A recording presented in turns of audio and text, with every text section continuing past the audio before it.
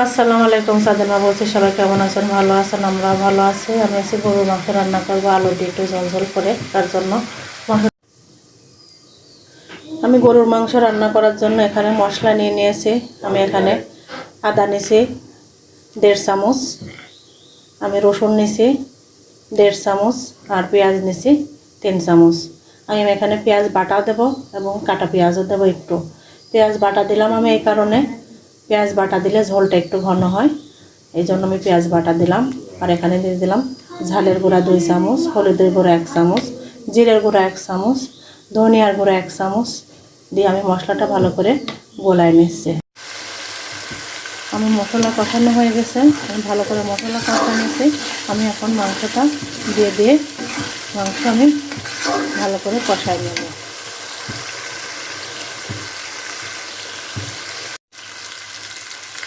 আমার এখানে 1 কেজি পরিমাণ গরুর মাংস আছে। আমি সেই হিসাব করেই মশলাটা দিয়ে দিছি। আমি মাংসটাকে এখন ভালো করে কষাই নেব। আমি মাংস আর মশলা একসঙ্গে একদম মেশাই নিচ্ছি। আলাদা করে মাংসটা কষাই নিয়ে রান্না করলে খুব ভালো লাগে খেতে, এই জন্য আমি আজকে একটু সময় আছে হাতে, মাংসটাকে ভালো করে কষাই নিচ্ছি। তারপর আমি প্রেসার কুকারে দিয়ে দেবো। আমি গরুর মাংসটাকে ভালো করে কষাই নিলাম। আমি এখন প্রেসার কুকারে দিয়ে দেবো। প্রেসার কুকার রেডি করে নিচ্ছি। তারপর আগে একটু আলু দেবো, আলু দিয়ে একটু কষাই নিয়ে তারপর আমি প্রেসার কুকারে দিয়ে দেবো। আমি যে আলু দিয়ে দিলাম, আলু দিয়ে আমি ভালো করে আর একটু কষাই নিয়ে তারপর আমি প্রেসার কুকারে দিয়ে দেবো।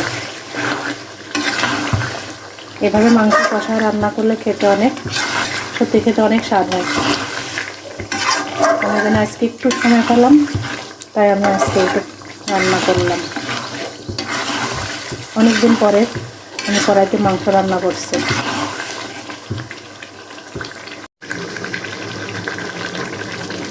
আমি আলু আর মাংস ভালো করে একটু কষায় নিলাম মশলা দিয়ে। আমি এখন প্রেসার কুকারে দিয়ে দেবো।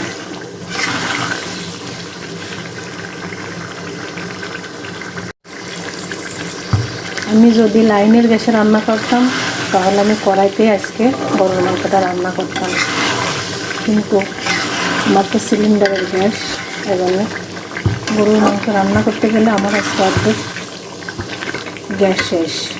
এই জন্যে আর বুঝে ব্যয় করে আমি মাংসটা প্রেসার কুকারেই দিয়ে দেবো। আমি মাংসটা প্রেসার কুকারে দিয়ে দিয়েছি, গরম পানিও দিয়েছি, আমি লবণ দেখে লবণও দিয়ে দিয়েছি। এখন আমি দিয়ে দেবো 1 চামচ এই যে গরম মশলা। এটা আমি নিজেই হাতে বানা রেখে দিয়েছি। গরম মশলা দিয়ে একটু নেড়ে দিয়ে আটকায়া আমি এখানে বেশ কয়েকটা শীষ দিয়ে নেব।